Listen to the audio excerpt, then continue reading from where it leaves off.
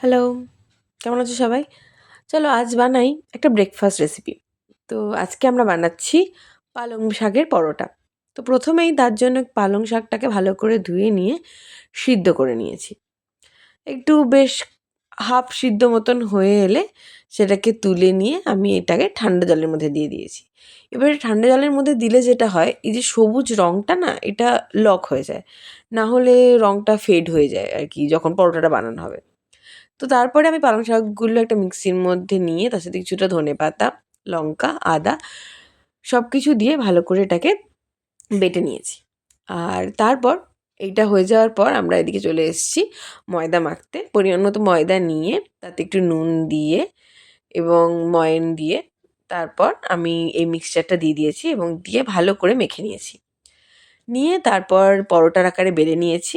তারপর কড়াইয়ে নিয়ে নিয়েছি তেল আর পরোটাগুলো এক এক করে ভেজে নেব। তো পরোটাগুলো এইভাবে ভেজে নিতে নিতে দেখো বেশ সবুজ কিন্তু হয়েছে কালারটা, আর খেতেও খুব সুন্দর হয়েছিল। তারপর তোমরা এইভাবে এই পরোটাগুলো এমনিও খেতে পারো, আর চাইলে এরকম সাদা আলুর তরকারি দিয়েও তোমরা কিন্তু পরিবেশন করতে পারো, খুব সুন্দর লাগে খেতে।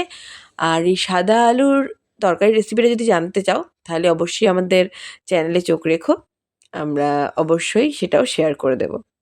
আজ এত পর্যন্তই, টাটা।